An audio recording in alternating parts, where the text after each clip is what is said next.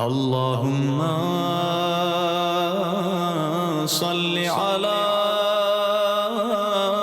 محمد وآل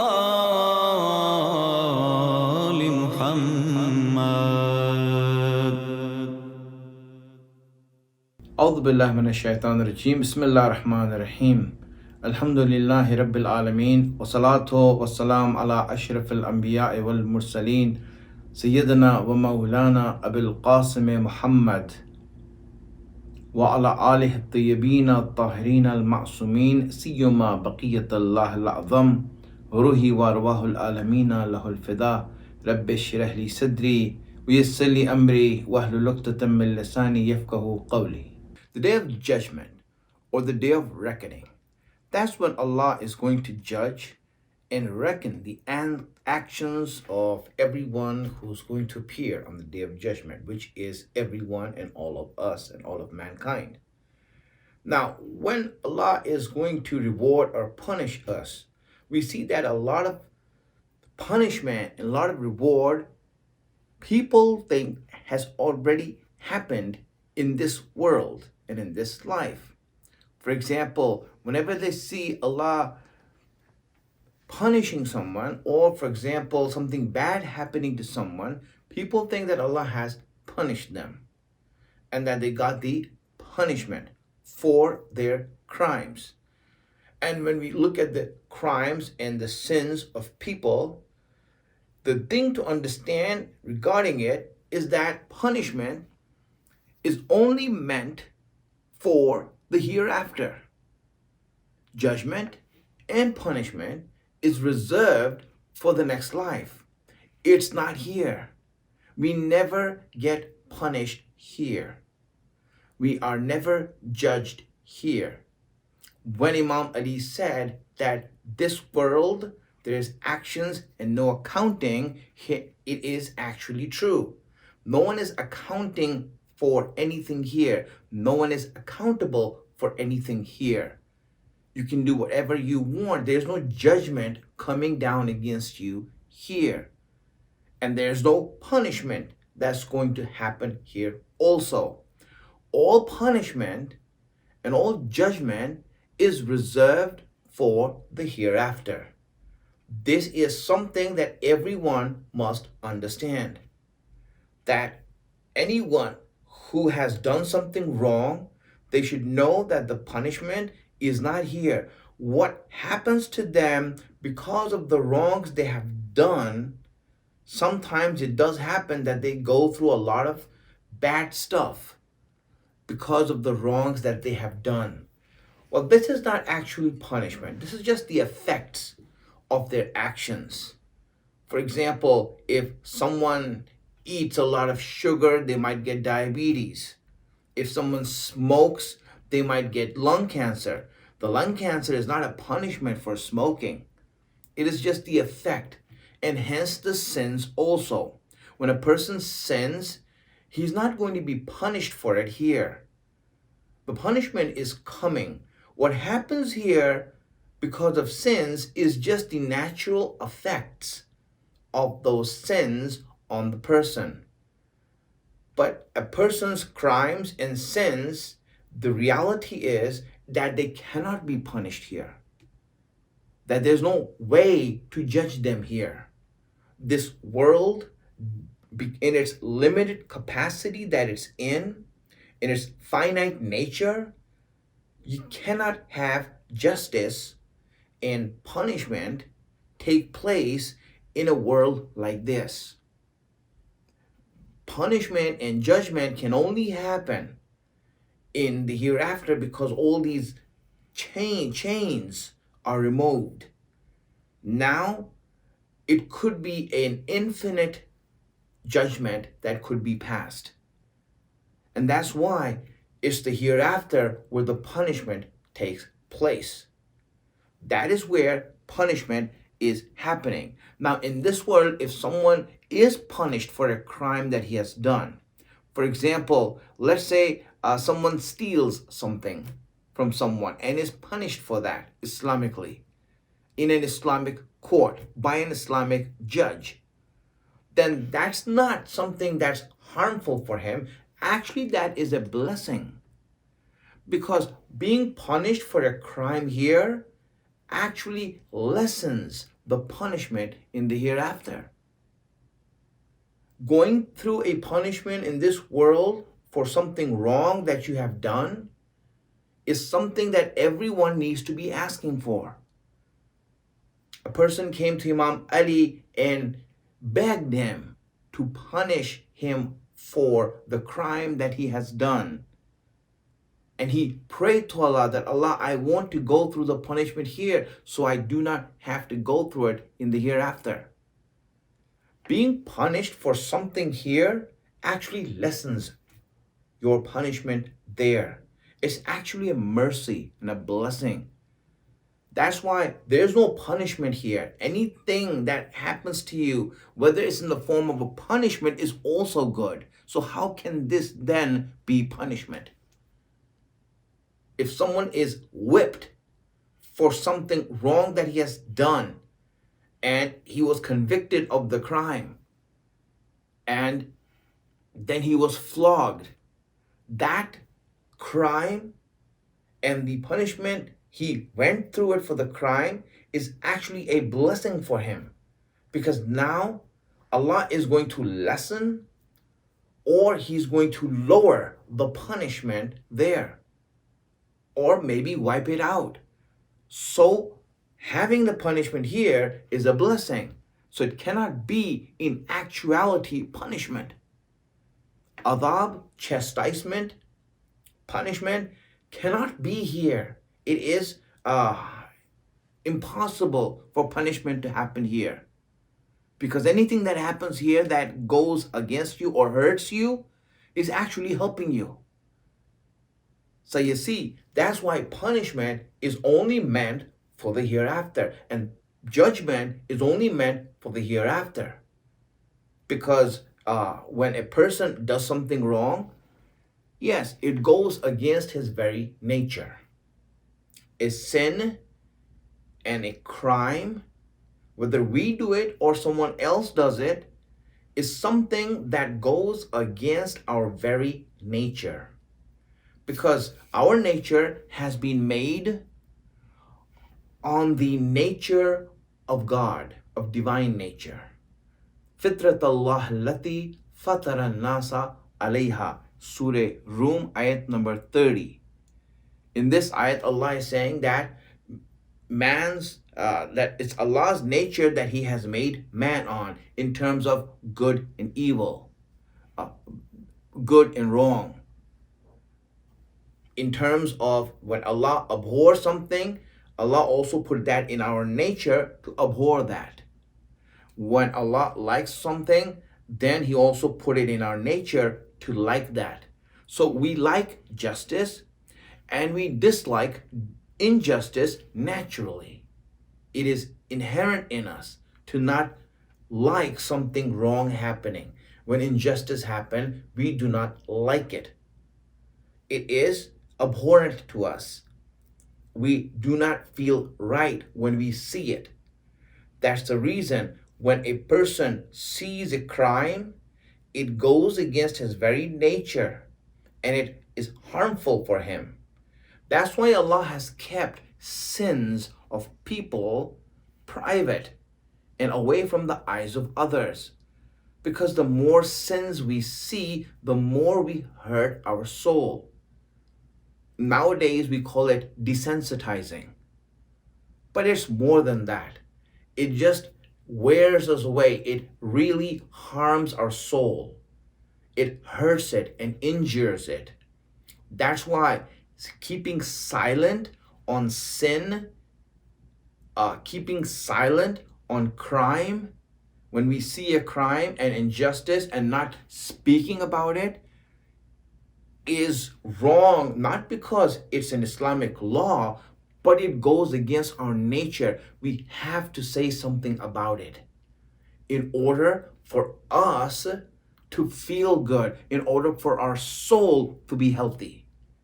If we don't speak out against crime and oppression and injustice that is happening, and when we see it, then this is something that goes against our very nature, and it is detrimental to our spiritual health.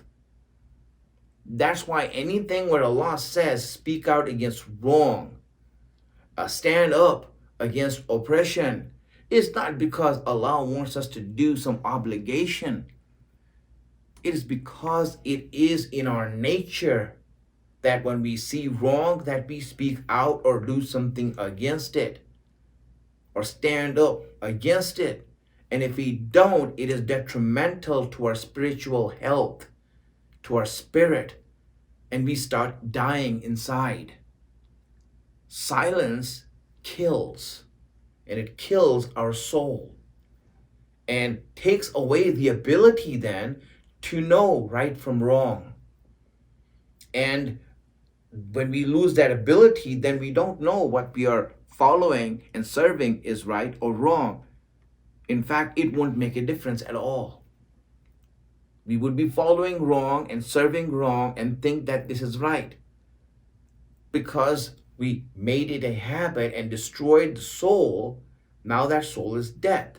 That's why when something wrong is done, to go out and to fight it and to bring it to justice is life for our soul. Allah, there's an ayat in the Quran where Allah says, "Lakum fil qisas hayatun, ya ulul albab." Surah Baqarah, 2nd chapter, ayat number 179. He says, "For you in revenge, in exacting revenge, according to the law," not that you take law in your own hands, but exacting revenge according to the law, there's life in this for you. What life is there? That life is in your own soul, that something wrong has been done and you have done something to undo that, to fight against that, to stand up against that. This is life for you. Because when you let go of it, there is a slow death that is happening to your soul. And this is why Allah says, stand up against wrong. When we see something wrong, you stand up against it. Why? Because that is what the soul and the spirit requires of us. And if we don't do it, it is detrimental to us. The rules of, for example, jihad, amr bil ma'ruf, nahy anil munkar, even tawalla, tabarra, all of them are based on the fact, not because they're just rules Allah made up for us. No, because this is exactly what our nature and our fitrat requires for health. Our natural health and our spiritual health, the health of our ruh, depends on this. That when something wrong is happening to the extent that we have to go and fight it, it's called jihad. And hence, that is only in the hands of the Imam. If the Imam says it's time for jihad, it's wajib to go out. Why? Because if let go, if we do not respond to it, there is spiritual death and demise of our soul.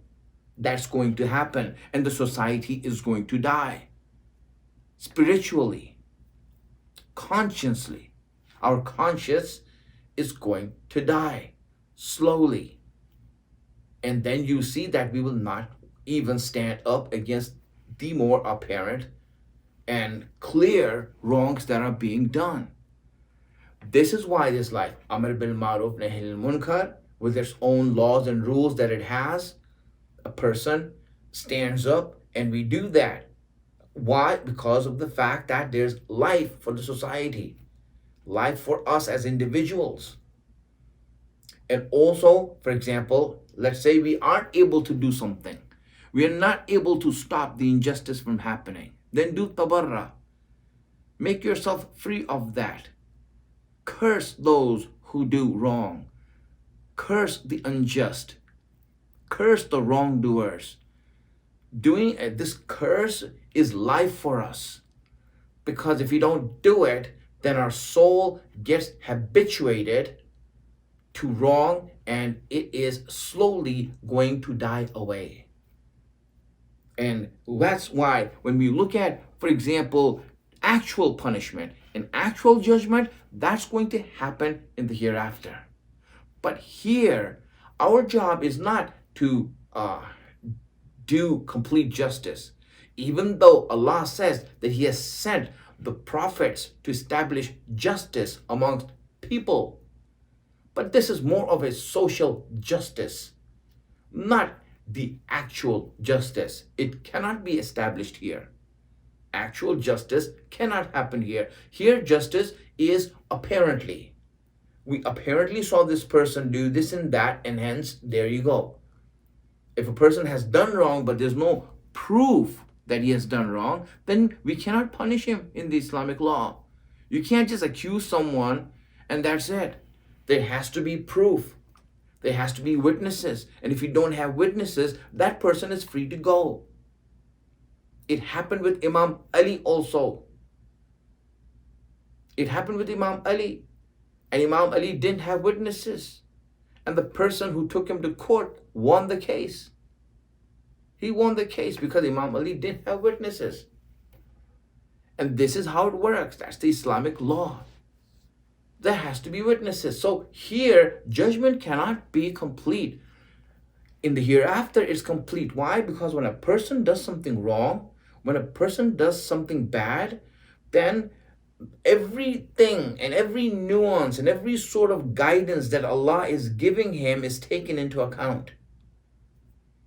And Allah knows that this person has done this wrong at this time, in spite of all the influences otherwise. And all of those things will be put together, and He will know exactly that this person, that person who's getting the punishment would know that, yes, I deserve this. This is just. Nothing will be hidden from it. Everything will be accounted for. That is judgment. And obviously, punishment is going to be there, where a person would actually feel there's not going to be any sort of mercy there in your punishment. Here, punishment is actually a mercy and blessing. Their punishment is not a mercy and not a blessing. There's no good coming after it. There's no reprieve coming after it. When you get hurt, you don't have the hope that, wow, this hurting of mine might give me some reprieve later on. It doesn't. And that's why it's actual punishment that's there. Here, our job is when someone does wrong, we bring them to justice. We bring them to the door of justice. But justice will happen in the hereafter. When Mukhtar killed and executed the assassins and the murderers of the family of Imam Hussein, he did it one by one. He killed them in the most, you can say, horrible way. But you know what? The punishment or whatever they went through is actually not punishment. That wasn't revenge. You think what Mukhtar did was revenge? No, it wasn't. He brought those people who were outward criminals to justice. But that wasn't revenge. Revenge is what Imam Mahdi Ajallallahu Ta'ala Farajuhu Sharif is going to do when he comes back. He is going to exact revenge. And that will be exact revenge. That will be revenge. And he's going to do that. And this is why when we look at punishment and judgment, yes, here our job is to bring those people to justice. And that's all it is for us. And in this is life for us. Whether it is anyone who has done any wrong, any injustice that's happening in the world, there is life in us spiritually when we stand up against it. Whether it is Black Lives Matter, whether it is the oppression of the Palestinians in Israel, or any other place where you see wrong happening, and that we stand up for that cause, there is spiritual life in that. And if we do not stand up, and if we do not say anything, then this is spiritual death. And we as an individual die, and as a society start to die when we do not say anything against wrong. So may Allah bless you all. Thank you for listening in. Assalamu alaikum wa rahmatullahi wa barakatuh. Allahumma salli ala Muhammadin wa ali Muhammad.